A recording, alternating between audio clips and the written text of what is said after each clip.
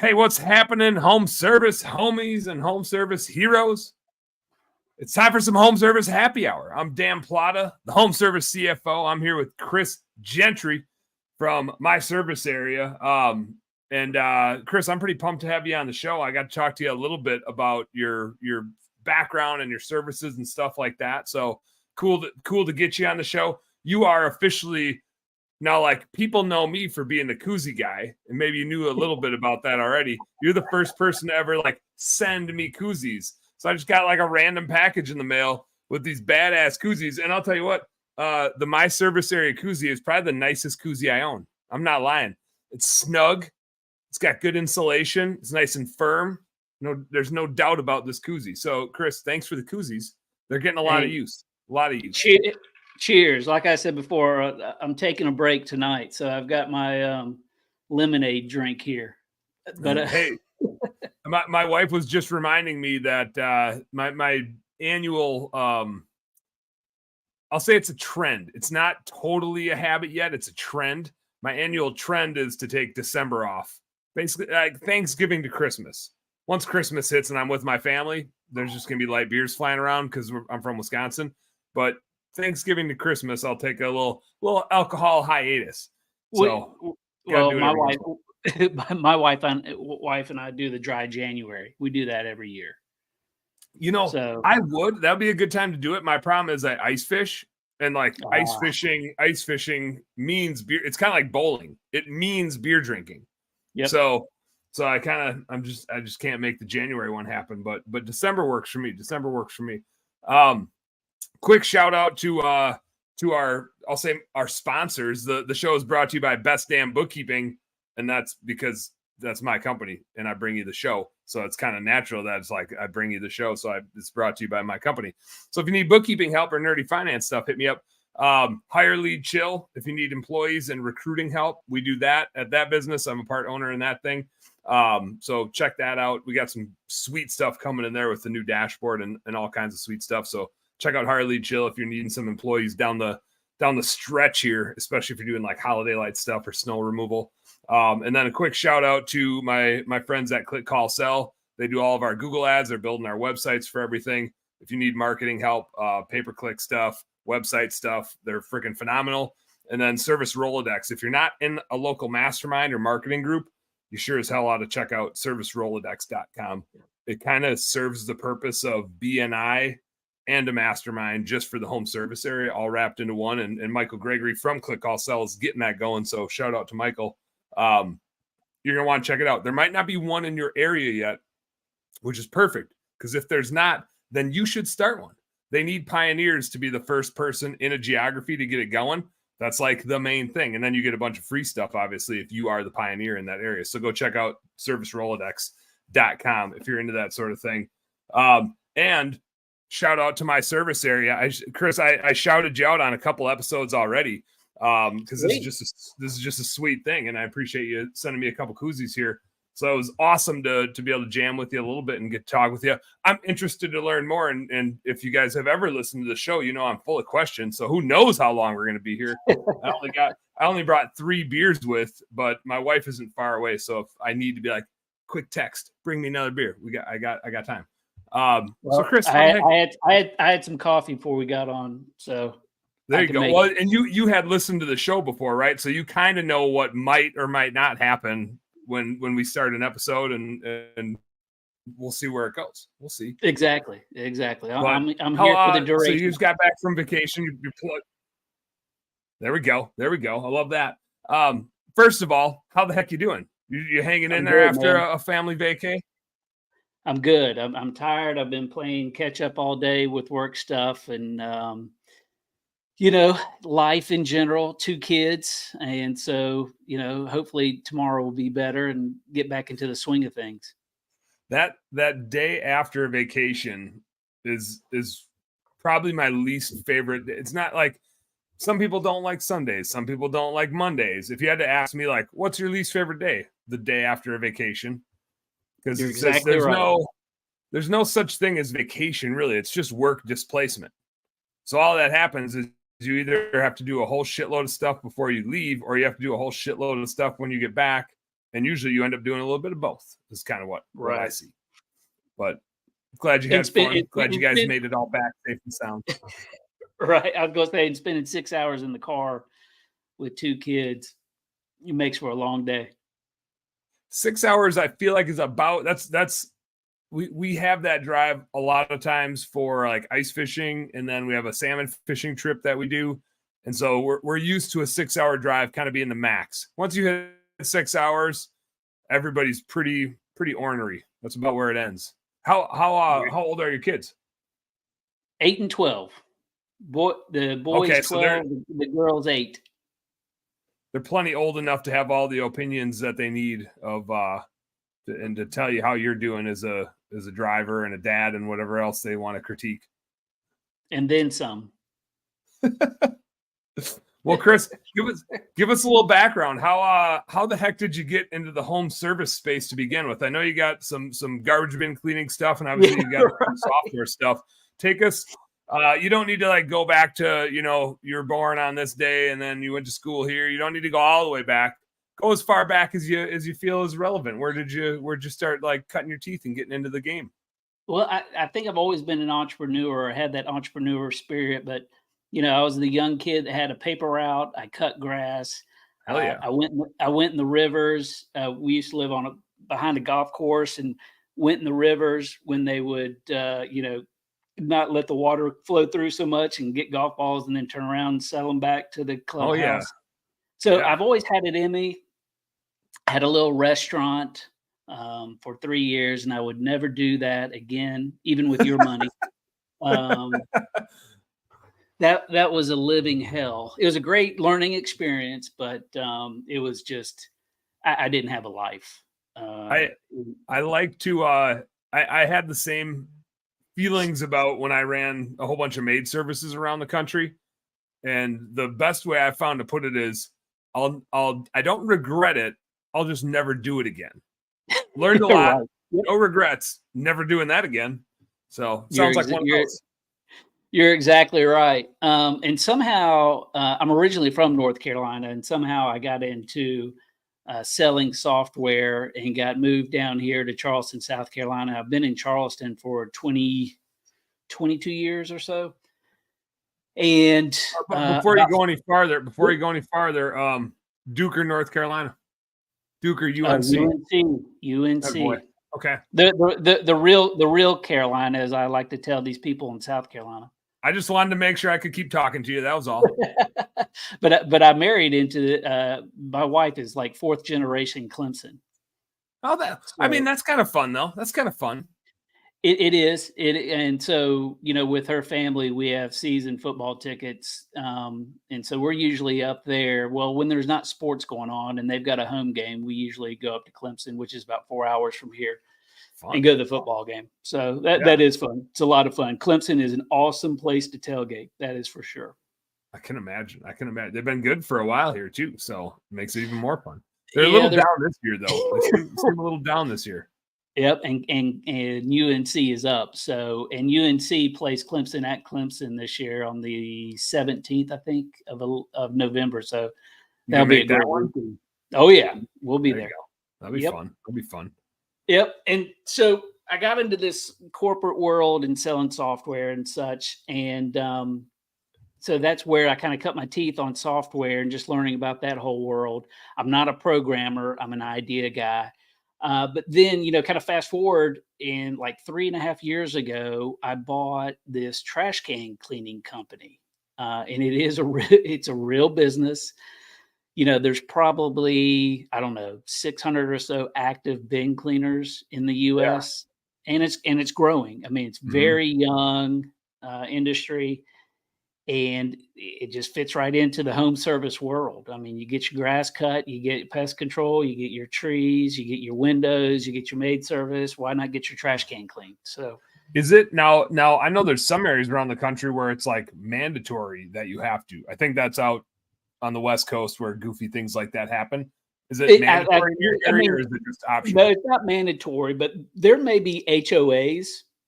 Okay. That will have it mandatory, but I'm not 100% sure. I mean, you know, a lot of HOAs will either you have to keep it in your garage, or you have to build, you know, a special, you know, hidden unit on the, like a can holding Okay. unit or a can station unit on the side of your house.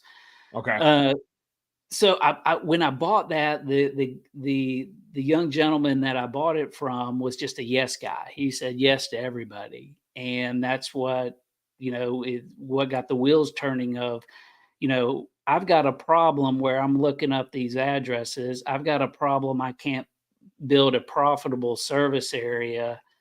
I've got a problem where I have to waste time or spend time responding to these people. And so, you know, I started looking around, and then there's some Facebook groups for bin cleaners, and they said, Mhm. you know, why don't you do the easy thing and do a zip code filter on your form? And Yeah. I said, I can't do that. Zip codes are like people. They come in all different shapes and sizes. I don't Yeah. service all people, you know? Man, they are. They're like area codes, right? It's just like, why this one's that big and that one's that small.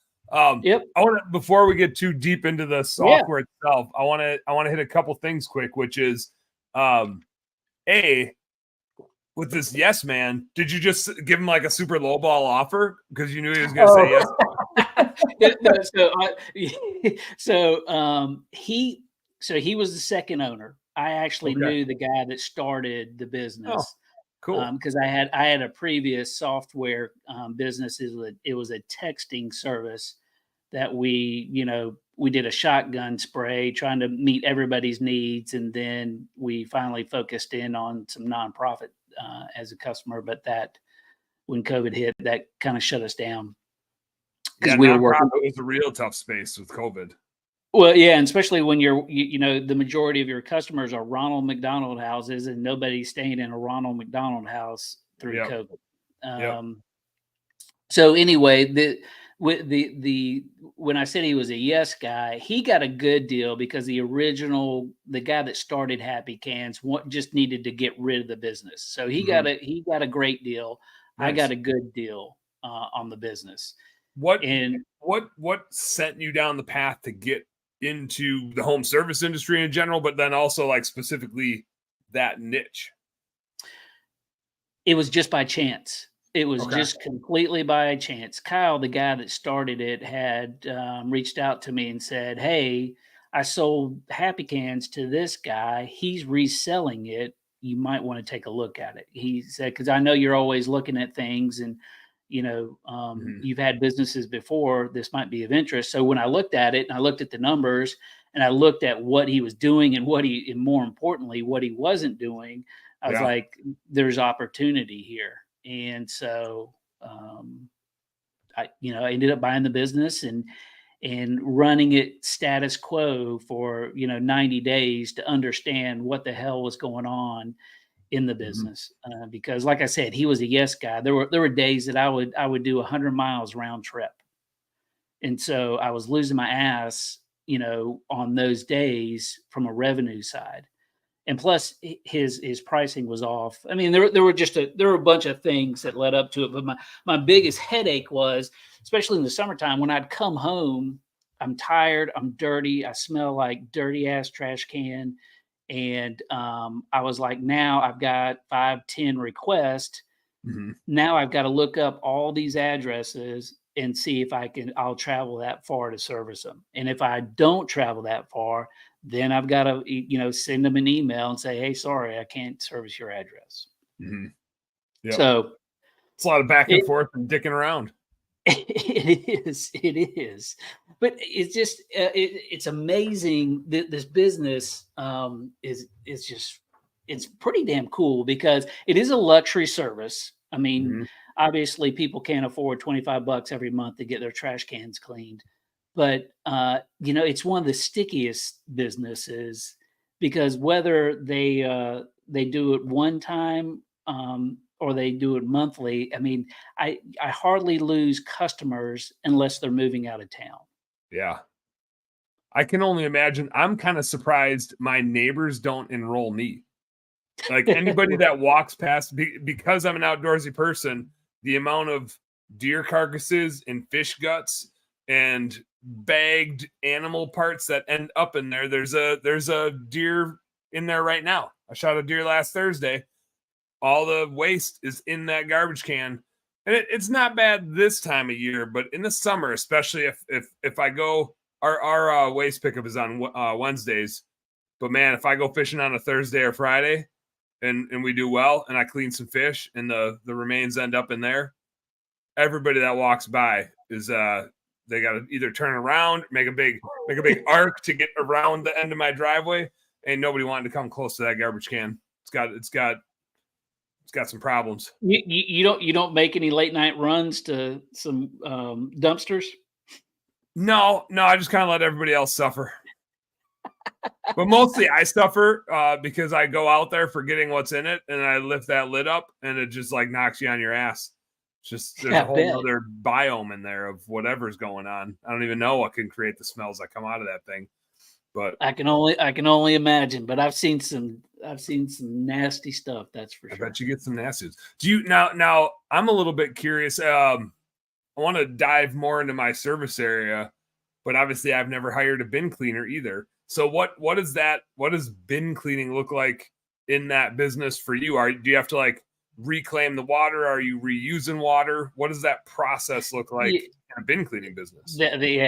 Well, first off, the bin cleaning world is interesting from the standpoint there are a lot of bin cleaners where you can purchase the service online.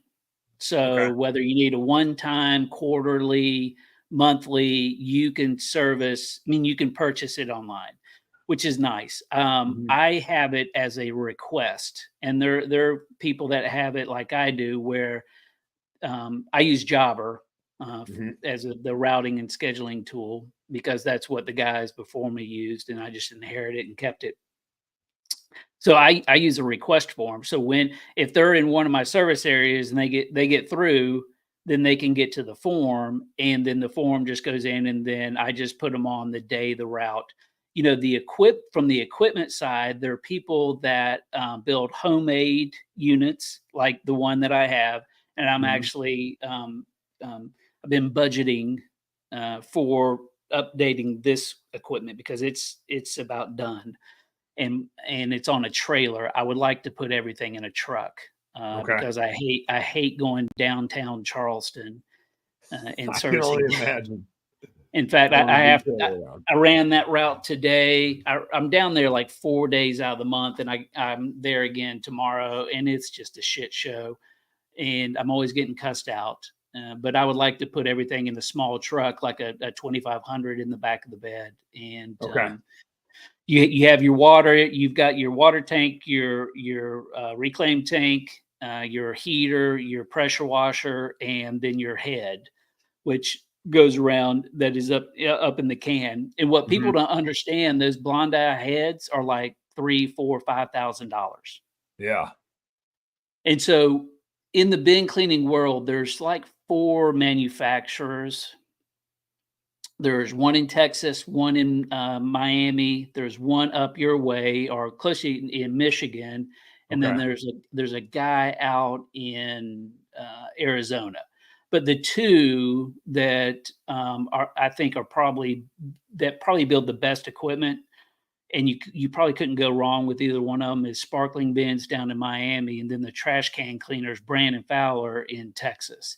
And their rigs. A trailer could start at $70,000. A truck could be $150,000. Yeah, I've heard the trucks can get a little spendy. It's some capital outlay. Yep. And what's unfortunate in this business is that people get into it with the mindset of it's like a get rich quick scheme, and it's not. It is a long play, because if you're going into a market where you're the first one, I mean, you're going to spend a ton of money on marketing, just educating these people. Yes. A lot of education. When we get new bin cleaners with MSA, I said, you need to you need to think of this business as a retail, like you're selling a product where they need to see you 6, 7, 8, 9 times before they go, oh, I'm gonna get my bin cleaned. Yep. And Yeah. that's the problem, that when some of these guys go into this business, they're underfunded. Yep. Yeah, I can see that big time. And how many clients do you need to even break even on that piece of equipment then, just to get back to square? Well, if you're looking at one of those big trucks, let's just say, that's $1,800 a month that you're paying on that. Yeah. So, you had $25. And some of these people aren't doing their pricing right either. I'd imagine not. It is the home service industry, so I'd imagine there's a lot of people that are undercharging for a thing. Yeah, exactly. That's my 2024 is going to be a different year for me. Is pricing. I went up last year, and I'm gonna do address-based pricing next year, or I'm gonna start it. Mm-hmm. So based on the address, when they will come to my site, there's not going to be any pricing on the website anymore. I'm going to remove that. And the first thing they're going to have to do is they're going to have to enter in their address. And through the use of MSA, I was going to say, I would imagine my service area is going to be able to help you do that. Exactly. And, depending on the zones that I create in my map and MSA and their address, they'll get sent to that specific pricing page and request page. Because my downtown people should be paying more than some of my residential people that I have. Just because the easeability of servicing them. Yep. Like I said earlier, downtown's a pain in the ass. So always is. Always is. Yeah. And so back to that, getting into this business, the guys get in there and they're 6 months in and they go, man, I've only got 100 customers. How much longer can I do that? But I will tell you, talking about pricing. So we've got a guy out west. He's probably the only Harvard educated bin cleaner in the world. He's a Harvard grad. He has another business. And he got into the bin cleaning business, and he had reached out to me before he even bought a truck or whatever and wanted to learn more about MSA. And he's like, well, if I buy a truck and I get into it, I'll be calling you up to join. And his average stop price is almost $67. Damn. Now, to put that in context, my average stop price is like $32. Yeah. He's making sure he's making the right stops. Yeah, and I've got about 600 customers, and he has about 220 customers. So, and how much? You kind of hinted at this when you were talking about the guy you bought the business from, but how many people are aware of how important the routing is on that? Because I think, to me, it's like when you own that asset, it's got to be moving, it's got to be cleaning something, and every minute that it's not cleaning something, you might as well be in the manufacturing business with a production line that's sitting idle. Like, it's a big capital outlay, and you're losing money every second that thing isn't cleaning something. The number one time it's not cleaning something is when it's between two things that it's cleaning. And that, you bring up a great point. That's another thing. The guy that I bought it from, you've got $12,000, $13,000, $14,000 worth of equipment on that trailer. You could be power washing, soft washing, doing driveways, what have you. And he didn't offer that. I offer that. I am doing Christmas lights for the first year. There you go. Christmas lights is a fun game. Fun game. Do you? Go ahead. Finish your thought, and then I got a question for you. I was going to say, talking about the route density, it's extremely important. For the third year in a row, I have shrunk my territory because I want to create all my routes as dense as possible. So it's kind of, there's a lot of overlay in the lawn care world with what we do. And so that's why when I get into neighborhoods, I find those people that love me and say, hey, Betty, or hey, Steve, can you give me a shout out on your neighborhood Facebook page? I'll give you a cleaning or a discount or something. And they do that, and it drives business. Now, the majority of that is like one-time cleans, but still that gets them in the system. that gets their cans cleaned, and that, like I said, they'll be back again next year, or they'll sign up for quarterly service. I mean, it never fails that only somebody does it once, unless it's like for, a rental property, or somebody's moving, or a realtor gives it as a gift or something like that. How much do you upcharge if they're not a recurring client? I got to imagine you charge more for a one time versus somebody that's. Oh yeah. So yeah, my one time start off at 50, but I had actually a couple calls today with some new bin cleaner customers, and they were even at 55. And I was like, well, you know what? I need to go up on my one time. I start at 50 for one, and then 75, and then 100. Okay. What so far?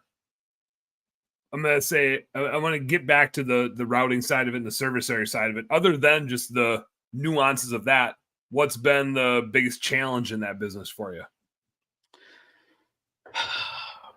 I mean, my situation's a little unique because Happy Cans has a very strong domain here in the Charleston area. It's been around since 2017. That's another reason why I bought it, because people knew the brand. So the branding is strong. My challenge right now is I'm not a business owner. I'm an employee. And I need to get out of the truck. Yep. Yeah, I think which I think a lot of guys get into the service industry and don't realize that transition, right? Yeah. That they're for a while you've just got a job. Yep. And it's a cool job because it's yours, and you happen to also be the owner of the job, but you can't stay there forever. Right. If you're going to grow the thing, you just can't stay there forever. What's the runway look like for you to do that? And who do you hire first? Do you hire administrative help first? Do you hire a driver first? I assume if you hire a driver, that's a huge reason to get rid of trailers, because if they're below 30 years old, they sure as hell can't back a trailer in unless they grew up in a fishing town. That's the only way you're going to find a person that can back a trailer in. Yeah. Well, thank goodness I'm on the coast. We got a ton of water around us. So, there you go. But I just, one of my good friends that lives down towards Hilton Head, Bluffton, just south of Charleston, his two oldest boys just moved to Charleston last week, and they've already got a pressure washing gig, and I've got them on a job tomorrow morning. They've got to go wash one of my customers' houses. Nice. And so the idea is to, bring them into the fold and hopefully, get me out of the truck 1 or 2 days a week. If all things work out. I mean, they're young guys, but they're hardworking guys. They're responsible. So hopefully that will work out. But the one thing that the priority in that is just getting the equipment updated. Yep. Because the last thing that I want to do, like I know the equipment so well now, and I like tinkering on things and fixing things myself. If something goes wrong, I can usually troubleshoot it and then get in there and fix it. But right now my heater, because I don't use chemicals, I use heater to wash them, and my heater's acting up, and I'm like, golly, here it comes. So all the signs are there to update the equipment. So that would be the first thing. What does that run to just update it? What are you looking at? Probably 17 in that area. Okay. 15 to 20K probably is a safe range. And is that kind of typical that's like every 5 or 6 years probably replace sort of thing?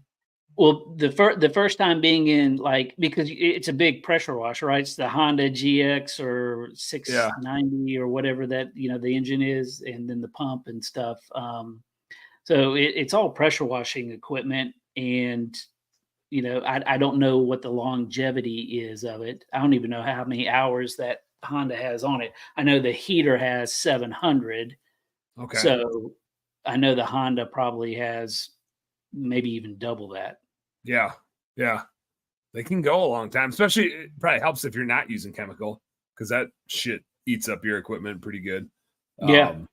But so then you bring those guys in, frees you up to do a little bit more sales. Obviously, with my service area, you can get a little more specific with those sales. What was back to like the impetus for creating that? So you had this super segregated route density, super inefficient route density. You didn't like the idea of creating a zip code list. How did you go about like building it out? And at what point were you like, oh shit, I can create a software? And then, oh God, everybody can use this software. Like I'm not the only one. What was that like mindset shift like? So yeah, after asking these guys if there was anything out there and doing my own research and trying to find something and realizing there was nothing out there, I was like, well, hell, I'm just going to hire somebody to build it for me. And so that's what I did. I put together, my wish list of functionality since I had been in the software world for 15 years or so. I knew how to outline what the requirements were. And I found a gentleman to build it. And, we got it on the Happy Can site. And he goes, you know what? I think you're onto something. How do I become a part of it? And now he's been my partner for the last 3 years. Nice. Yeah. And after I used it for a couple of months, I just threw it out there to the world, in the bin cleaning world, and said, hey, anybody want to use this? It's free to use, just give us feedback. And had some very big players in the bin cleaning world. There's probably, I don't know, there's 5 companies, or maybe there's 6 now. There's probably 6 that have at least 4 trucks or more. And we've got half of those people. Oh, sweet. Yeah. So our largest customer is out in San Francisco, and he runs, I think, 7 trucks. And so they gave us all the feedback. And then finally, not this February of 2022 is when we started charging for it. Okay. Nice. Yep. What does it run? How does somebody sign up for it? It's cheap. It's too cheap. So we base it on the number of zones that you need, or service areas that you need, or the little polygon maps that you create. Because you build your territory on top of a Google map is what you do. Nice. Within MSA. So if you need just 2 areas, it's $9 a month. If you need 6, it's 18. If you need more than that, it's $30 a month. And then we have a small. So literally, pretty much still free. Is what you're trying to. It's still pretty much free. Chris, I see, but I see a trend between your bin cleaning and your software, which is you probably need to raise your prices. Yep, you're exactly right. But I'm talking to the right guy, though. How so actually, I don't know, we don't have to do it this way, but it'd be interesting if we have enough bandwidth for you to like share your screen and show us how it works. And we'll kind of talk through it, because obviously we're going to create a podcast episode, so they won't be able to see the screen, or I can drive and you can talk me through it. But you and I looked at it a little bit just on a call a few weeks ago, and as you were showing me what it did and how it worked, and with my background running a bunch of maid service businesses, and obviously I've done bookkeeping for hundreds of companies in the home service space, I was like, okay, maid service, pest control, lawn care, commercial window cleaning, like all the businesses that I've done bookkeeping for. And I'm like, man, everybody complains about route density. And I'm looking at their books, and when their cost of goods sold gets off, it's usually that fuel is really high, or labor is really high, probably both, because the route density sucks. And when your cost of goods sold are out of line, you're kind of fucked. Like if you're running a home service business and your cost of goods sold sucks, there's not much money left to invest in marketing or recruiting, which is where all your growth is. So you just end up getting pigeonholed and working really hard and driving all over the place to make not a lot of money. Do you want to take a crack at sharing it with us? Do you want me to pull it up? Sure. Yeah. Just kind of guide me to, this is the first time I'm using this platform. I think at the bottom, there's like a little bar, and there's a present button. Yep. If you can hit the present button, and then it just asks, there's a share your screen, and then just got to pick the window, or you can do an entire screen if you got like 2 monitors. There's a way to share audio if audio would be useful. But it'd be kind of cool to like pop the hood on it a little bit, see what we got going on. So here we go. Let's do this. It might lag the shit out of us, and if it does that, then we'll just talk about it instead of showing it. That's fine. We'll see. There's only one way to find out. There's only one way to find out. So we're going to do. All right. There it is. Can you see happy cans? There it is. It's up. There it is. Yep. So this is an active site. So the way that MSA works is if you have a WordPress site, it's a plugin. You just add the plugin to your WordPress. If you use Wix or Squarespace or another site, except for GoDaddy, which you should be ashamed if you try to build your site on GoDaddy service. I don't even want to talk to you. Yeah. You're too weird. You're too much of a weirdo. There's no room. There's no time for that. They're probably the last company out there that does not accept third-party JavaScript. So it's crazy. I just don't get it. It's not like having an API. But so like this site's built on Squarespace. And so I just add the line of code to the MSA code to the site, to the back end, and you can attach it to buttons. So I have, check your address, request service. So when you click on that, the MSA window. So for people on the podcast, just to frame it up, we're looking at Chris's website here. There's Charleston Trash Can Cleaning Services, and the MSA, the My Service Area, is actually some code, and it's a service, or it's a software that you implant on a button on your website, right? Am I getting that right, Chris? So you just click the button, and now it's going to queue up My Service Area and say, hey, let's make sure we service this area. Yeah. So they put their zip code in, or like you said, zip codes are random and honky. So you need the whole address. Well, our kind of hashtag is, zip codes suck, right? I like that. So, you start typing in your address, the drop down menu is displayed, and then you find your address on there and say that, and you select that address and say, that's my address. MSA is going to say, well, let's check and see if you're in one of our service areas. Hey, it looks like you're outside of our service area, but let's make sure, please leave us your information so we can follow up with you and confirm. Now, the one thing that is extremely valuable with MSA, not only to save you time, but every address that is entered into MSA, a pin is dropped on the map. And so now you can start building out your, data visualization, a fancy word to look at your map and see where you can grow, where you can shrink, and where you can market. So that's how it is on the front end. Are people already looking for you? That's a cool way to expand with some confidence too. Yeah. I do think, I was looking at my koozie here that I got, and it'd be cool if it said zip code suck on it. So next round of koozies that you guys do, throw zip code suck on here. That'd be cool. Yeah, I'll do that. I got a hat on. I did a small batch run, and we've got some guys that in the lawn care world that are helping us out. So I had to ship out a bunch of koozies and stickers and stuff for the Equip Expo. Some guys that are helping out with the Equip Expo. I missed it this year. I got to get back out there next year. Yeah, so do I. This family trip that we take is an annual thing, and I cannot miss it. So it kind of interferes. And that's another thing, since I'm the operator, I have a job. Yeah, you can't be gone too long. Yep. Yeah, I can't close 2 weeks. That's another thing.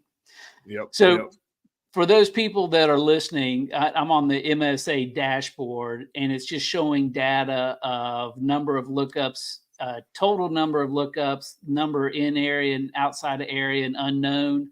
The unknown represents Google can't keep up with new neighborhoods. You get those weirdos. Like you find out when you're going there, and you're like, I am at a dead end road with no houses at it. Are you sure this is the right address? Can you hear my dog having a bad dream? Yeah. He was like, I thought he was just wanting to be on the show. And then, so another thing, something unique that just organically happened within MSA is our referral functionality. So if somebody were to enter in an address, MSA looks to see if there's another bin cleaner that services that address, and if they do, it'll say, "Hey, Happy Cans doesn't service that address, but our friends over at Clean Cans do. Would you like to go to the website?" And so yeah. that's a nice add-on or benefit or value add to the companies or the businesses as well. And all that information is tracked. But where the magic happens on the map tab, and I'm going over to the map tab, like I said, it's all built on top of Google Maps. Mm-hmm. And so, it is, the functionality is so finite. If you want to service only the south side of the street or the right side of the street and not the north or the left side of the street, you can do that. And something as simple as like drawing where you want to go, or are you like clicking along the way? How do you map it out physically? Great question. So there you see those little white dots that popped up when I clicked inside. Yeah. So that's how you. So that's everywhere you click, and it's just tracing your line as you go. Yep. Cool. So you just do your mouse, and you just create your territory. Like if you want to add another zone. Do the zones like it almost looks like your zones are a little bit connected in a way, like there's lines between them. Is that intentional, or can you just have zones that are absolutely disconnected from one another? So do as I say, not as I do, is what I say on this, is because now see there's another, this blue, it's hard to see it. Hopefully you can see it though. That's another zone. My territory is one big territory, and this winter it will become like 6 or 7 territories. Okay, so you'll split those up into like micro territories, kind of. Yep, exactly. And you'll see this new one, this blue one that I just started messing around with. I can get on the white. There is, there's another zone or service area. So anybody that would be in this territory, they'd get through as well. Gotcha.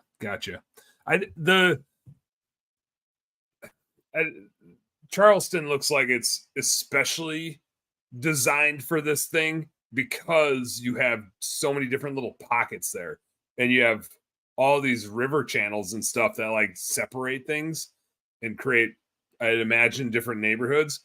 I know we had a maid service business in Cincinnati, and it always just blew my mind. It was like there's 2 highways that kind of like go north and south-ish and come down to the heart of Cincinnati.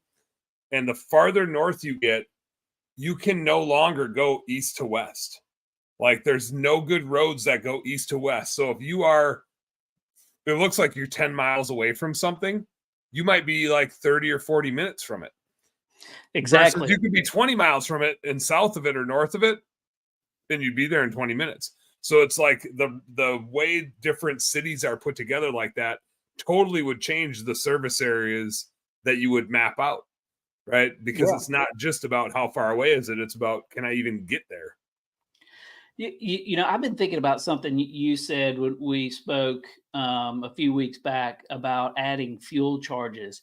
And, with MSA, you could actually build, territories that were further out and send them to a different buy page or order page where the price is already higher. So there's not a line item that the customer sees as a fuel that's already baked in to the pricing. So they're just seeing this one price, and they're not looking at it going, wait a minute, you're charging me $15.75 for a fuel charge to come service me. That doesn't make any sense. I don't understand that. Well, and like you said earlier, it might, whether it's the distance or the pain in the assness, right? Just like going downtown, that has to be a higher charge. But in our maid service business, and we didn't do this at the time because we didn't have anything cool like my service area. I hated going downtown. Like, we were cleaning apartments, and yeah, the margin structure was good on the apartments, but you wasted 20 minutes driving around trying to find a fucking spot to park. And then you found one, and then you were like, and then if the weather was bad, you're like walking down crappy sidewalks, carrying a bunch of stuff. You're carrying your vacuum and a tote full of cleaning supplies, and that's a disaster. And so it's like, now you're parked 4 blocks away, and that's like, it's one thing if it's me, but if I'm asking a gal that works for us that's 100 pounds soaking wet and can hardly lift the damn vacuum, now she's got to walk 4 blocks with her supplies, like, she's gonna quit before tomorrow, right? So I think there's like the pain in the ass of different areas like that in many different industries. God, man, especially for pulling a trailer. I can't imagine. I don't like to drive downtown. I can't imagine pulling something around downtown. Hell no. So this happened to me today. So a lot of streets downtown Charleston are one way. And they are, aren't they? They're narrow as hell. They're old town streets. Oh yeah. There's still cobble roads down there. Yeah. And so today, I hate this stop. I couldn't park anywhere. So I had to go all the way around, like 2 blocks, 3 blocks, and cut up another 2 or 3 blocks, and then cut back over and come back just to see if I could find somewhere to pull over. And finally I pulled over in somebody's up on the sidewalk, in Charleston being the tourist destination. I mean, there's people walking around. I've got the turbo nozzle going in the machine. I'm just like, this is miserable. And then I got to deal with cars coming through and trying to get through. It's a nightmare. So yes, they need to be paying more for the service that they receive. It's almost like you can, I'm just spitballing here, but it's like you could have ratings on zones. It's like a 1's the easiest type of zone. A 2 gets a little bit harder, upcharge. 3 gets a little bit harder, upcharge. A 4's a little bit harder because it's farther away and it's a pain in the ass. And a 5 is such a pain in the ass, you just don't service it. It's out.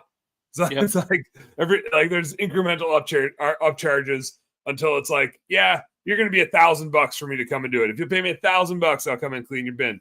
But you're probably just out. You're probably just out of the service area. Yeah, but to give you, I live over here on the Ashley River, and so out here is there's a lot of potential out there. But as a crow flies, it doesn't seem that far. But you get in the truck and you got to cross over. You got like 4 different rivers to cross there. Yep. And if there's an accident, I mean, it could take an hour just in windshield time before you clean 1 trash can. Yep.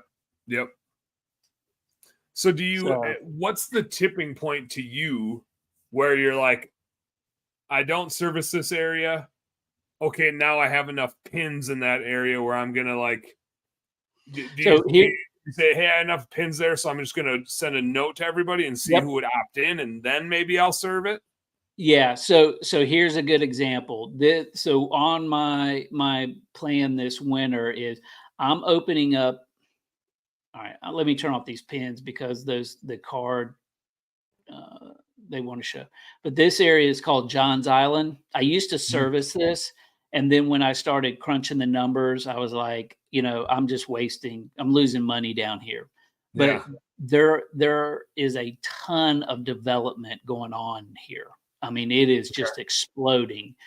And some of these neighborhoods that are being built out here are, upper end neighborhoods where the HOAs, you have to keep the trash cans in the garage. Okay. And so what I'm doing is I'm going to build out a zone that I'm only going to do, and this is kind of crawl before you walk. I'm only going to offer quarterly and one-time cleanings. And so on both of those options, they're going to pay a premium. But that's what I'm going to do to open this back up. My long-term goal is to put another truck over here up in Mount Pleasant. One on the north side, one on the south side type of thing. Exactly. That does make a lot of sense if an HOA says you need to keep your garbage can in your garage, because if I had an HOA where I live, that would be my tipping point to have to hire that service out. Because right now I just leave my garbage can outside and I know that it smells a whole bunch and that's just where it hangs out. Like I said, it's got its own little biome going on. But and I have a funny game that I play with my mother-in-law, which is I don't really give a shit where my garbage can is. It could be right in front of my front door. I really don't care. It's not a thing I worry about. It's not a thing I think about. My mother-in-law, if that garbage can is anywhere near the front of the house, it's like a cardinal sin. She can't handle it. She freaks out. It's the worst thing in the world. So she will move my garbage can every time she's over. If my garbage can is anywhere near the front of the house, she has the privilege to move it either into my garage or along the side of the house, which the side of the house, the garbage in the garage sucks because then every time I walk into my garage, I'm just like, Jesus, like something's dead in here. And when it's on the side of the house, there's no good way to get to it. It's like a 5-minute walk. It's like a whole nother service area. The side of my house might as well be a different service area. And I'm like, yeah, it's one thing if you're the person that moves the garbage can over there. It's another thing when you're the dude with a 1.5-year-old that you're changing poopy diapers a couple times a day. And you got to go, first you walk out to the front and then you're like, damn it, Darlene was here. The garbage can's not out front anymore. Now I got to go on a freaking Easter egg hunt trying to find my garbage can. And chances are, like, it might be in the garage. So I'm going to go look there next. But now it might be on the side of the house, which means I got to, like, postpone my next meeting before I can get back to my computer because it's so far away. So I got to play that. That's so funny that you share that because people, this business is so interesting when it comes to trash can. We have customers that have, $4 or $5, $6 million homes, and they're always the nastiest trash cans. And then we have customers that are lower income, and you could eat. I mean, I don't even know why they have the service because they keep their trash cans just clean. Maybe it's OCD that's going on there, but it's so interesting. It sounds like maid service. We used to run into that with maid service. The people that hire you weekly, they must just be super OCD because you're like, I just come here and like act like I'm cleaning stuff, right? But there's nothing to clean. Like there's rarely anything to clean because like they're so OCD. They usually clean it before you get there. Like they'd be embarrassed that you would come to clean their dirty house. So they like pick it up so much that they damn near clean it before you get there. That's not me. We have a cleaning service that comes once a month and they work. They got to clean the house. There's a lot of cleaning to be done when they get here. They do a great job. But I mean, some of the customers I served today, one in particular, she has 5 cans, 3 trash and 2 recycle bins. What the hell is she throwing away? She got like a whole horde of infants around there. What's she doing? It's crazy money. She has one. She bought this house and then spent another over $2 million like redoing. It's one of the old Charleston houses. It's south of Broad. If you know that term, then you know that it's just all money. It's got some dough down there. Oh yeah, there's money everywhere, but I mean, there's a high concentration down there. Yeah. And I looked at the recycle bins and I was like, I'm not going to clean these because they are just they're pristine. They're like last month after I got done cleaning them, and so I didn't clean her 2 recycle bins because I didn't see a need of it. Maybe I'm too honest when it comes to that. But the just clean our trash cans and move on. But it's crazy. It's just it's the most interesting business, because you'll have people that if for some reason we had to skip them or the trash wasn't picked up or something like that, and I don't contact them by 5:01. I've got customers that are like texting me, blowing up my text saying, Chris, are you coming? Are you coming? Are you coming? I was like, it's just a trash can. Yeah. We'll it'll be fine. Tomorrow. We'll get it. Well, yeah. But so I hadn't thought of that. I've got a couple other things written down that I just wanted to poke into a little bit more, but that's one of them. When you can go to certain neighborhoods, I have to imagine is impacted by when their garbage day is. And is it like their garbage day is Wednesday, so you basically have to go there on Wednesdays, or do you go there Thursdays, or what does that cadence look like so you don't show up when their garbage can's full of garbage? Yeah, this is a big topic in the bin cleaning world, and the big guys will tell you you cannot scale this business doing same day service. You need to do next day service. And Mhm. so right now I've got about, I don't know, 15 or 20% of my routes or my customers are serviced next day. Okay. And so what that means is, and my biggest route that's next day, which I actually run this Friday, and I love next day service. It's awesome. I'm cleaning my first trash can by 8 o'clock, and I'm back home by 11:30. And Okay. I know every can is empty. Same day, but going to my same day service, it can be very frustrating because it's notorious for a trash can truck to break down. Something breaks on them. There's a lot of hydraulic lines. There's always something going on. Mhm. And so there can be days where their trash doesn't get picked up to 5, 6, 7 o'clock at night. So, with life and everything else, I try to be done by 4:30, 5 o'clock. I'm not waiting around for a trash truck to show up. I'll text the customer and say, "Hey, we came by. It was full. We'll be by tomorrow morning, so keep it empty and accessible."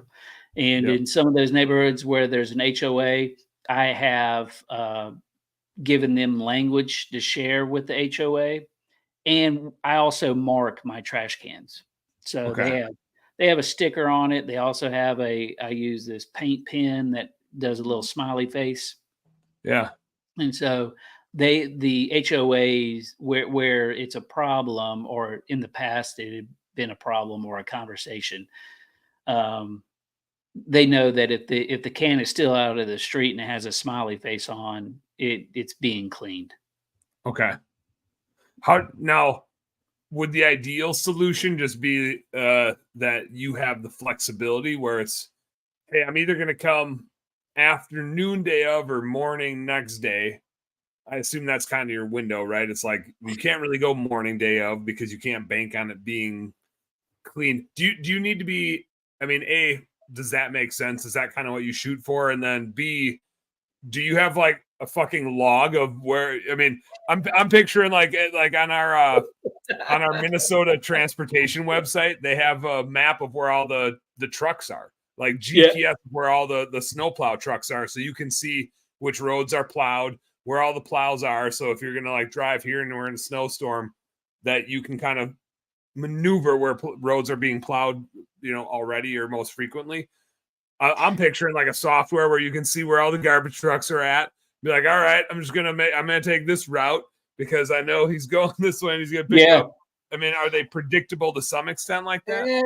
I do have some routes like that are pretty consistent. Okay. And I have befriended one of the drivers that does like my neighborhood, and like if I'll just, for those listening, you can't see this, but Dan can see this. So when I live over here, and she services all this area and then this area down here, and so I buy her Well, gift like cards. she's like picking up trash and damn near one of your whole little service areas there. Yeah, right. And so I buy gift cards and give her to her when I see her as thank you.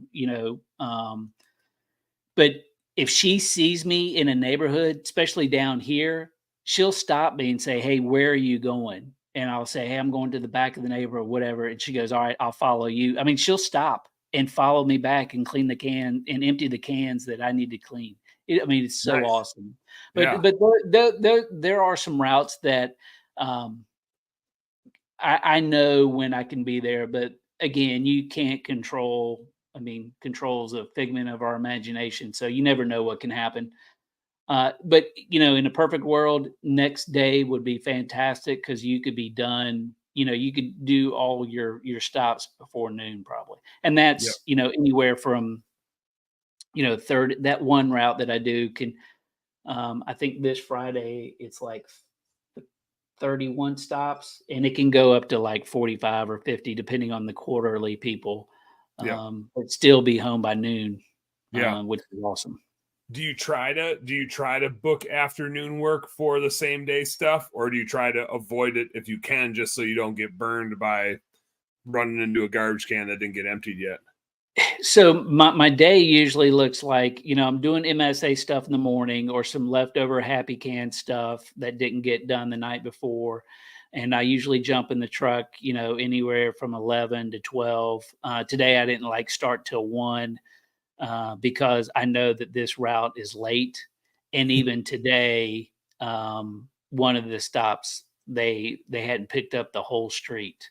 And when Okay. I went by after 3 o'clock. And so I'm not going to wait around downtown for them to show up and pick it up. So, that's one message of, hey, I'll be by tomorrow morning to pick it up, Yep. or to clean Yep. them, because I have Yep. to be down there anyway. The only Okay. time that I don't try to do that is when I know that I'm gonna go way out of my way, and then Yeah. If the next day you're on the other side of town, it's exactly. hey, we didn't get you this week. There's no Yep. way Yeah. they didn't empty your can. We can't clean your can. We'll catch you next week. Yep. I mean, and that's I try to be upfront and transparent about that, but I mean, 99% of the people are flexible and understandable. It's that I Yep. do have those 1%ers though that will freak out. Always. Every Yeah. business has them. Every business has them. Now, Can't please everybody. yeah, and I don't know if this is a my service area thing or a future my service area thing or just something that you're doing intuitively, but I'd imagine different areas on your map, you already know in your mind, just looking at this thing. Here's where I go Mondays. Here's where I go Tuesdays. Here's where I go Wednesdays. Is it kind of mapped out based on different areas of the city that get garbage service on different days? And so you kind of already know what days you're trying to go where. And so when people are reaching out, the day is really dictated by that to begin with. We're going to do Thursday afternoons or Friday mornings because your garbage gets emptied every Thursday midday ish. That's a great question. We have a customer out in California who is very OCD when it comes to his data, and he has created his maps that way. So he has multiple maps, different colors. He's got them named differently. And so he's always, I think he uses Service Autopilot for his business. And so on a monthly basis, he is always, because you can import your customer list into MSA and segment them on, are they weekly or monthly, quarterly, one-time cleans? And you can give those pins different colors so you can see all those people. See, when I have frequency, so I have monthly, quarterly, and that's all I have. But to show my monthly, but he's very detailed like that and has it mapped out like that. But to be quite honest, I don't think there are a lot of can cleaners out there that will spend that much time to do that. Even though it would be helpful. I mean, it feels helpful, but at the same time, it feels a little redundant because you and your client are already dictated by the garbage schedule, right? If the customer already knows that their garbage is emptied Wednesday, it's not going to be a huge surprise to them that you're either going to get their stuff Wednesday afternoon or Thursday morning. They're not going to be on the Monday route, Right. So it's already a little bit dictated. So you can see my form right here. I mean, what time is your trash usually picked up? And so I have it, after 2, if you have a late pickup, we may have to clean your cans the next day. I mean, it seems this is just me being a nerdy finance guy, but I'm the way I see it, I'm like, if they're a midday pickup or an afternoon pickup, they're a good candidate for next day. If they're a morning pickup, and I'm thinking when you have a bunch of trucks on the road and you want that truck out there for as long as it can possibly be out there, right? Because you got this $150,000 asset. you want that thing working and making money as long as humanly possible during the day. The ones that almost for certain are going to be picked up, the trash will be picked up in the morning. Those are your afternoon clients. Everybody that got picked up the midday or afternoon, evening, the day before, those are your morning clients. And if you can find them in adjacent areas, there's an opportunity to build a pretty nice route there where your truck can be on the road for 8 or 10 hours a day, working all day, making money all day, and not having to like herky jerk back and forth, go over here, find out that's not empty, come back over here. I don't know if that's a service area solution or not, but it seems like there's some opportunity there.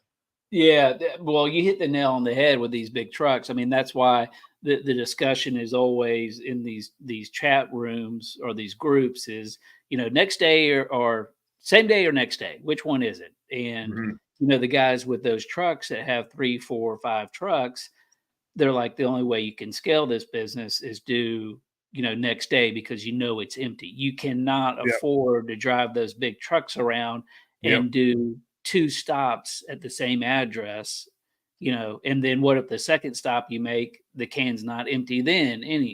What do you do then? So you're exactly right. There are so there are 3 different guys that have built 3 different like CRMs, routing scheduling tools, and each one of them says they have the best routing naturally for this industry. They're all 3 bin cleaners, and some are bigger than others as far as the number of units and the number of customers they service. But I think their general functionality is when somebody says, hey, my garbage is picked up on Tuesday, the system goes, okay, well, then we'll put you on Wednesday morning because that's the Wednesday morning route that we run. But there is some automation and efficiency there where, me using Jobber, I know now because I've been doing it for over 3 years that when I get a request and I see the address, I know what day or what route there are. Let me back up. What week they'll be on because I do my routing by week. Yep. I had Stacy Vegas in the chat on one of my live feeds here. She has a home cleaning company, so this is where my mind goes because I've run so many maid service companies. So she was like, "Is this a route optimization software? If so, sign me up." And that's where I look at the different zones, and I'm like, man, in maid service, there's so many times where it's like, oh, we know we're in these neighborhoods on Mondays, these neighborhoods on Tuesdays. And we maybe take a client there, but only if we have capacity on that day. We can't always add a person on a Tuesday on a biweekly schedule, right? In that neighborhood, on that rotation. Like there's always this customization of different rotations and stuff like that. But I could totally see from a route optimization standpoint, and it probably has a little bit to do with the CRM that you use and how you actually like build out the route within that. But from a service area standpoint, to what Stacy's asking, Stacy, I and Chris, correct me where I go off track here, but I think my service area can make sure A, people are in your service area, B, that there's a way, and the guy in California was doing it for bin cleaning, but it's probably more prevalent for a lawn care person or a maid service where it's like you could set different service areas for different days. We go to this part of town on Mondays, we do this part of town on Tuesdays, whatever the case is. You could even have 2 for Tuesdays. You have this Tuesday rotation and that Tuesday rotation, which we have that in maid service Slack because we have so many bi-weekly cleans. And then you can route specifically within your CRM. Stacy, I use Service Monster. I don't know what CRM you use, but we use Service Monster. And the routing in Service Monster, or the mapping, I'll say, in Service Monster is my favorite of all time because I'm a simple nerdy dude, and it's just a color wheel.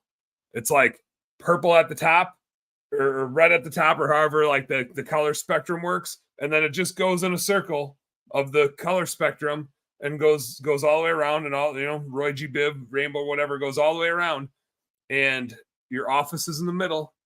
And, like the farther you get away from your office, the darker the color gets. So it's like you just put red jobs with red jobs, but a dark red job, is a far away one, and a light red job is closer. And then a purple job is probably pretty close to the red jobs. But if it's a light purple and a dark red, well, then you got to catch it like coming through, right? It's not just dark purple back to light purple. So that's a cool routing technique for me, because we used to use, you mentioned service autopilot earlier, Chris. We used service autopilot for a long time for our maid service businesses, and it worked okay. But one of the most annoying things is it took us like 2 hours to route anything, because we'd be like looking at the map and then looking at the 30 houses we had to do that day. And then, and here's, this is just another like thought of how this interplays with my service area. But one of the things that we'd always get stuck in is it was like, oh, this customer has to be cleaned in the afternoon because they have stuff going on in the morning on these days. Oh, this customer wants the first thing in the morning. And that kind of goes back to what you run into, which is like, when does the damn garbage truck come? Because I have these constraints that I have to abide by. And so it's almost like you have service areas where it's like, oh, these people need the afternoons versus these people need the mornings. And I'm going to try to group them with, we're in the afternoon in this area and we're in the mornings in this area type of thing. So anyway, Stacy, that was Teresa McConnell chimed in and said Maid Central does it. She doesn't have it, but she's seen it in action. I really like that Service Monster just for actually putting the jobs on my CRM. That's super sweet for our window cleaning, pressure washing business.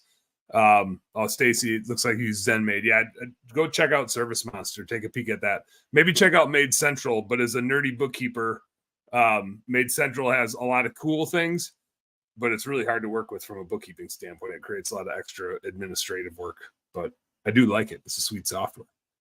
So to the point of naming, so you can name your regions. And so when requests come in or addresses are submitted, you can see inside region Maine. So this could be inside region Monday A. Gotcha. You could build it out that way. And then also you can connect with this activity log is what I'm talking about for people that are listening. You can connect this to your Google Sheet. And so all this information is dumped into a Google Sheet, which makes it easy. Filter it. And... Exactly. And if you're using, an email service or Slim Jim or MailChimp or whatever, you can take that file and upload it. And then you can do, email drips that way as well. Yeah. Nice. Cool. That's a good question, though. Yeah, I think the routing always gets goofy because there's so many. It's hard to build a specific process that's like, we'll just do this and do it the same every time, because there's so many what ifs and buts and and then this thing that we need to take account for, right? So we just like leave ourselves this goofy trail of breadcrumbs to remember that Mrs. Jones's baby sleeps from 2 to 4. And so when we show up, we got to make sure to do this and that. So it's nice it's some good questions, Stacy. Yeah, we from our standpoint, we're always making improvements into the product. But I mean, when you Google routing and scheduling systems, there's 1,000 out there, and it's just a highly competitive market. And we're trying to solve one problem and do it well. We're trying to save you time, save you money, and so you can build profitable service areas. And so you're not, taking time to respond to somebody saying, "Hey, sorry, we don't service your address." Yeah. And then, with the potential of being able to look at that map, like, one of our lawn care guys, he got to use his map for the first time earlier this year to look at all the addresses that were submitted and say, okay, we need to focus our marketing dollars over here. If we're doing direct mail pieces, what have you, here, we only got a couple in this area. Let's just shrink that territory a little bit because we're just not getting the traction there. As I haven't looked today, the last time I looked last week, we have filtered over 81,000 addresses. Holy smokes. That's a few lookups. Yeah. It is. So, that's another thing where, we're just, I can't, it just, I have such conviction for this that when somebody says, well, we just use a zip code filter, I'm like, why? I mean, I don't understand unless you are in like on the map, if you use, I'm just going to reference this map again in like the peninsula, this Charleston area down here. I think there's like 4 different zip codes down here. If those are the only 4 that you service, that's fine because it's all it's dense area. Mhm. But when you get out here and out here, and especially out this way, there could be 10 different zip codes out there, and they're all different shapes and sizes. So Well, and so here's my other thing, and this is influenced a little bit by you probably just aren't charging enough for your thing, Chris. but like I'm of course I'm gonna think about it financially. I'm like, okay, if I'm gonna even like entertain a zip code filter, well, I'm gonna either have to like pay for that or build it, right? And that's gonna take an hour or two. Okay, well, my time is worth $200 an hour. So there's $400 that I just spent of my time building a zip code filter. And if you're running a business, your time is worth the same. So don't act like you're free. Your time is the most valuable thing that you have. And then you still are just having to look everything up yourself. You are, your admin is, whatever. That takes a lot of time. With my service area, the customer's doing the work for you. The customer types it all in, and they're either in or they're out. It's all in there. And so it's cheaper than you doing it. It's better than you doing it.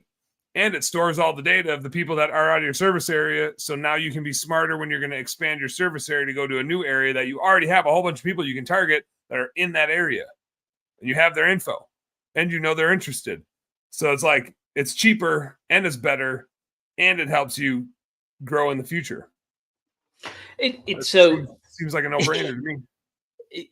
That's what everybody says after they have it, because we've kind of created the perfect monster that we have customers that just set it and forget it as long as it's doing its job, and I'm not wasting time looking up addresses. That's what I love about it.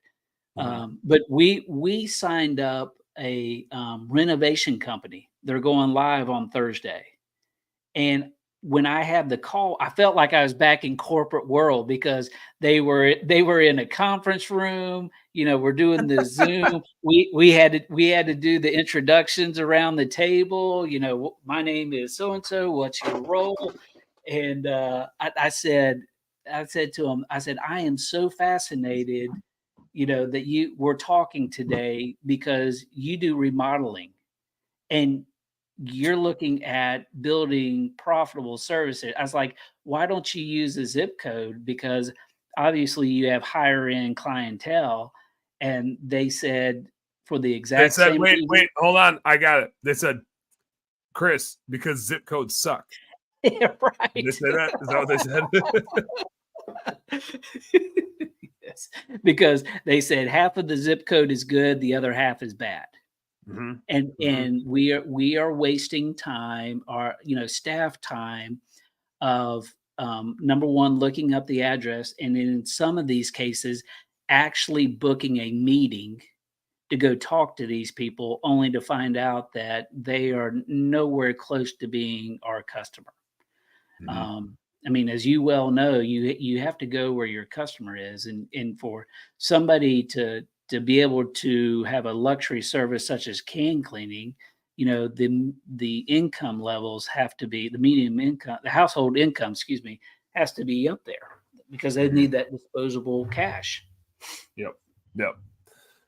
Stacy had asked, can I pay you to set it up for me? Yeah. So one thing, and I'm watching a convo here, there's some CRMs that can do a similar thing, but the price point is. So explain. So I'm curious of what's a similar thing. I mean, can you actually build out a territory down to the street level? I don't know. There's one in the maid service space that it sounds like maybe can. very expensive to do it. So, and remind us of what the price point was for my service area. I think there's a couple different options, but yep. So we base it on the number of zones that you need or service areas that you need. If you need just 2 areas, it's $9 a month. Which is our basic, it has a $75 setup fee. The middle tier and the upper tier have a one-time 99, and the $75 one time as well. They're $99 each. And what that consists of is we work either if you happen to manage your website, we'll work with you to get either the plugin or the code added to your site. Or if you have somebody managing the site, we just ask for an introduction, and then we work with them to get the plugin or the code on the site. Once the code is on the site, we run a simple verification test. If it passes, then the next thing that we do is we set up a Zoom call, and we set everything up, which includes the language flow. So everybody is able to edit the language flow in the pop-ups and the responses. So that's part of it. Yeah, so it was $9 a month for 2 service areas, and then it was like 19 for six, and then $30 for unlimited. Okay. So and part of the chatter, and I wanted to go back to that because like I said, there's some alternatives in different spaces, but $30 a month to me equals free. If it saves me 10 minutes a month, which it's just paid for itself. Like mathematically, it already just paid for itself versus me having to like look up a zip code in a zip code filter or anything. And like I said, I think the storage of the data so that you can see where people are pinging you, and it's just an easy filter on your website, makes a shitload of sense. I'm trying to keep up on the chatter in here. That's good. There's chatter. Ellie asks, is it tied to your website or your CRM? So it's tied to your website, Ellie. It's a filter when somebody's on your website and they're checking in to see if they are within your service area or out of your service area. And that's where they kind of get directed based on where their address is, right? I really like, Chris, back to what you said about, well, there's just different areas of town that like, I don't want to go downtown. They're going to have to pay more. And so you can literally dictate pricing. And we talked about this previously. You brought it up again, but in our window cleaning business, we like surcharge everything. We have a fuel charge on everything, but it sure would just be nice to not have the customer really see it, right? But just all they know is the price that applies to where they're at. Right. That's what they get quoted for where they're at. And all of a sudden it's just, there's the price. Yep. So there's some advantages to, seems like I like to be really transparent, but at the end of the day, it just doesn't do any good. You just get like strangely nickeled and dimed by people where you're just like, why is $5 that important to you? Like you've wasted $5 trying to convince me to be $5 cheaper. You could have done any number of things to go make that $5 back, but instead you just spent the last hour telling me I'm charging too much for my merchant processing cost pass through. Like go find $5 somewhere else instead of trying to take mine. Like I charge it because it's what I need to charge to make it worth me coming out to do your damn thing. I mean, you're exactly right. I wonder if that term address-based pricing is trademarked. I might need to look at that. But I mean, that's what we have more bin cleaners doing that now. It's big, or the multiple service areas is big with our lawn care customers, right? Because lawn care guys, they can do lawn maintenance, residential, commercial, snow plow. We've got guys up your way that do snow plowing, aeration, overseeding, all that. And some of them have it based on, their address, where they live. I'm dropping in the website here for people that want to check it out. It's just myservicearea.com, right? Yep. All right. I think I spelled it right. We'll see if it pulls up correctly here. I'm going to drop that there. I'm going to throw it out in the YouTube feed as well, so people can have it. Why is it blocking me? Here we go. Now I can see what I'm typing. It's interesting that the maid cleaning questions are coming up because I've always been curious about that. if MSA would be a good fit for that industry or not. In my mind, I think it would, because in my mind, if you have to travel to service someone, it should be a fit for your business model. It would be super interesting. There's probably a separate call you and I could have on it, Chris, and probably some other home service business owners, because like I said, there's some goofy constraints where I think my service area could help a whole lot. We just get so many clients that are like, I got to be between this time and that time. I only want to get cleaned on Fridays. I want to do this and that. And I think you could use service areas to dictate some of those nuances where you'd be like, well, like if you want to be in the morning, can't be on a Friday, and sometimes our CRMs can do that, but a lot of times they still suck at it. And so Right. if it's just that all of our clients are built into my service area and we can see what that route looks like, we can look at the schedule, right, in our CRM, and that's a place we can do it, and we're sifting through notes. But man, when we have 20 employees and we're paying an office person to do that work, pictures work really good sometimes. Right. Pictures work really good sometimes. And speaking of office, so some of our customers are large enough to have office staff, and so they just keep the MSA map tab or the map page open on a tab, and so when somebody calls in, they just go to that, and there's a address lookup tab on the map page. They just click on that, they type in the address, and they're in or they're out. Yep. And it drops a pin. So if by chance it's close, they can actually say, you know what, we might be able to squeeze you in, if it's a couple of streets over. Yep. I think the tricky thing with maid service would be the schedule's kind of always changing. And so you would I don't know how you would manage like the flow between the two to make sure that this person that used to be on Tuesdays, that's now on Thursdays, that's blah, blah, blah.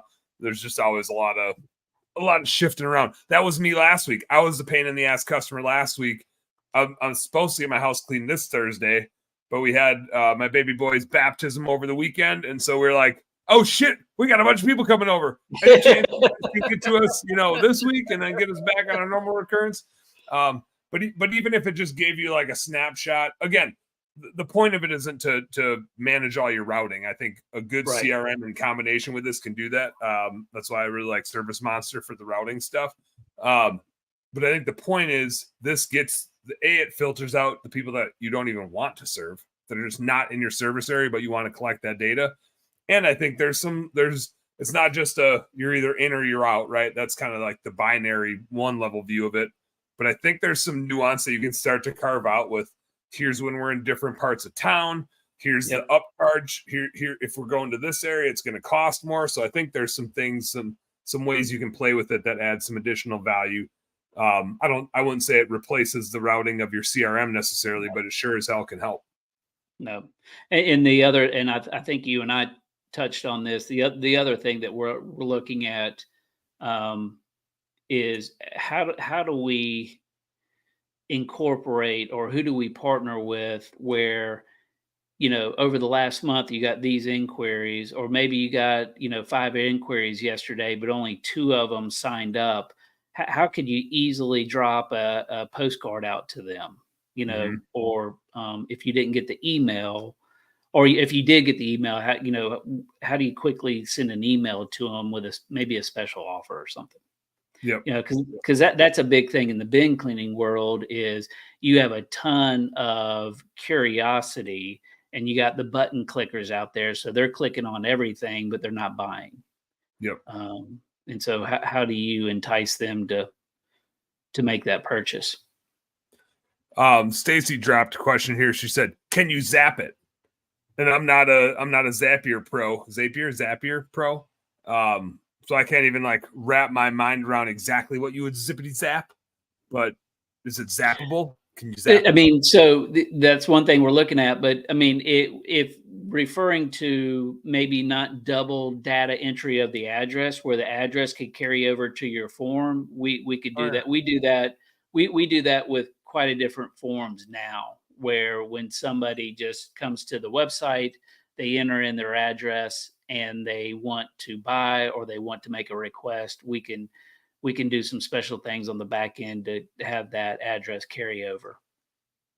Cool. Yeah. Chris, what the hell? I mean, we've been going. We knew this was going to happen. We acknowledged this. Somehow it's been an hour and a half. I don't know how it happens. This is just what happens. Did we miss anything? What have we not talked about? What did I not ask you about? What did we miss? I don't think we missed anything. Oh, Chris at myservicearea.com is how you can get in touch with me. Oh yeah, there we go. I knew we missed something. Yeah. I threw the myservicearea.com out. It's in the Facebook chat. It's in the YouTube chat.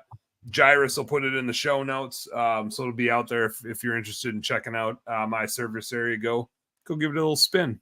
Yeah, and I love to talk to everybody because I mean it's always interesting how people run their business and where their pain points are.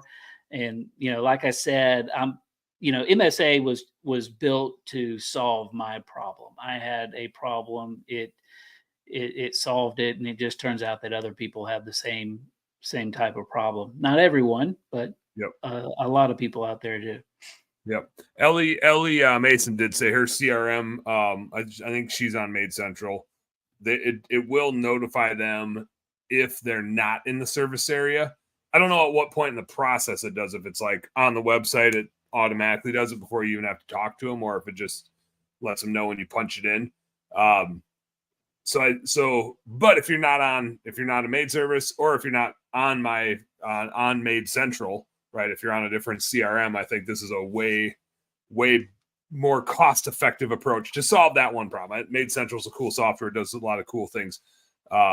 But if you're not on that software and you're just looking for a solution to this one thing in the maid service space, go check it out.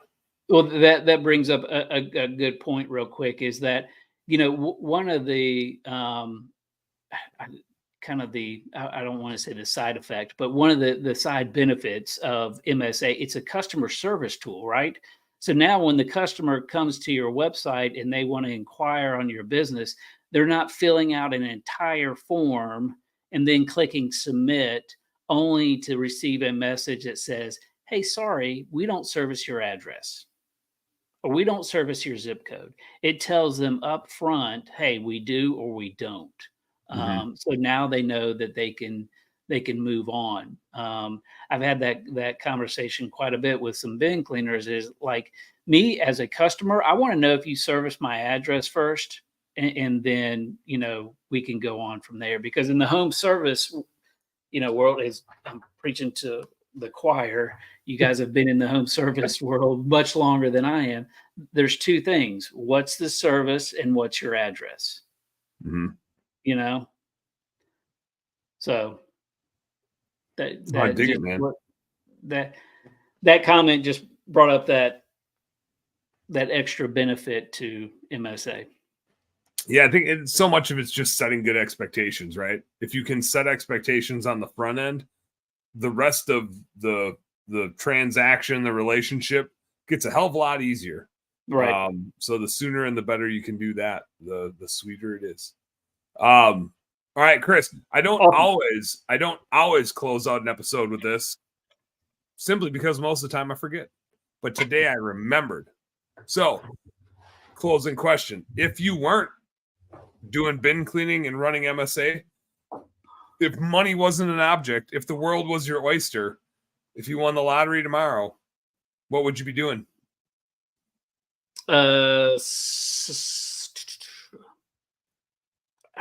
Probably travel with the family. No. I'll tell you, I would do the Great American Loop. What the hell's that? You look it up on YouTube. It's where you do it by boat.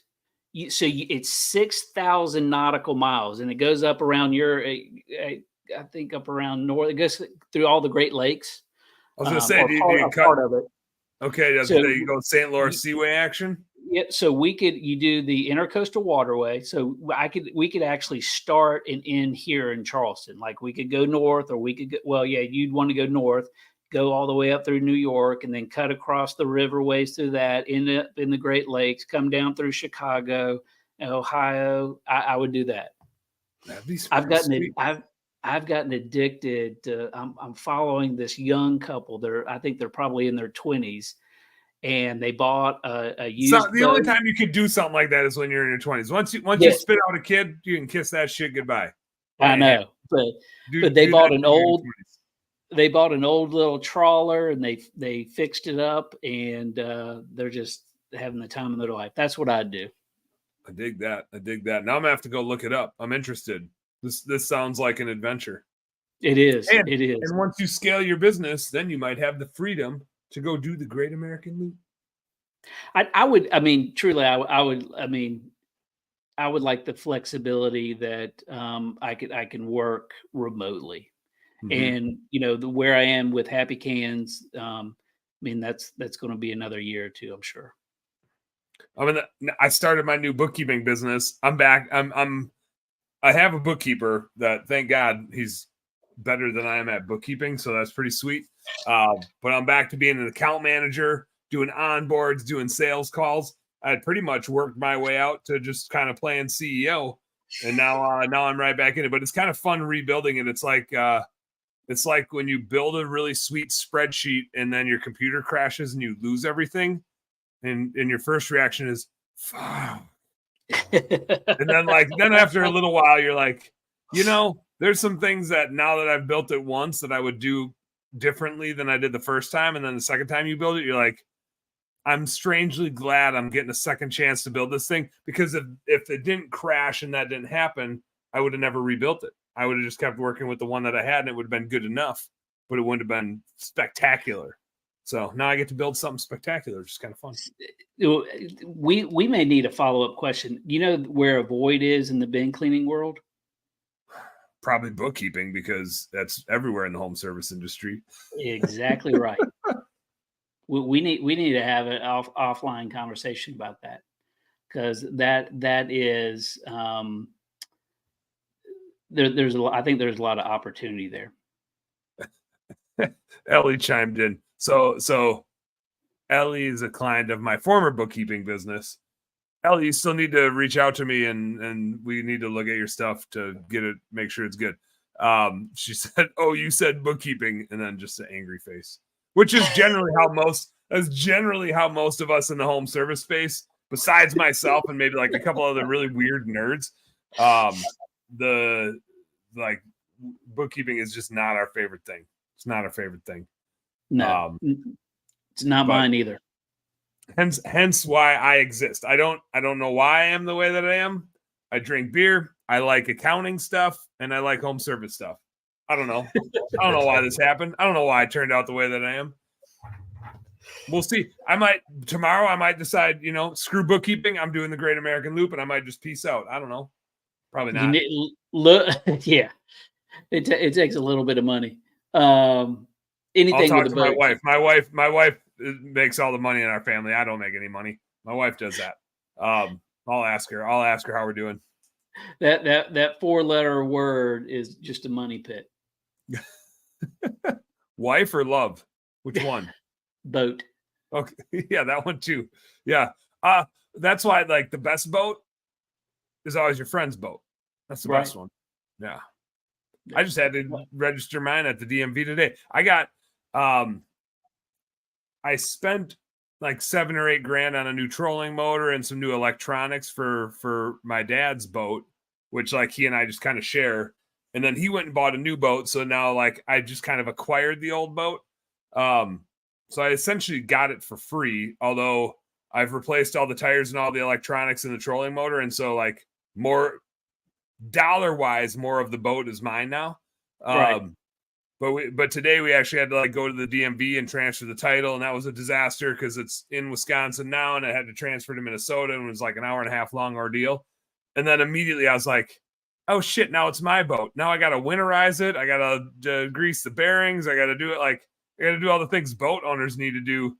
And I think I took it out 3 times this year, maybe twice. We had a boat, and I mean it's the same thing. All this water that surrounds us, you think, oh, we'll be out every weekend, and it never happens. It's always a good idea, though. It's always idea. Good. Sold our boat to help my wife get off my back about updating some stuff around the house.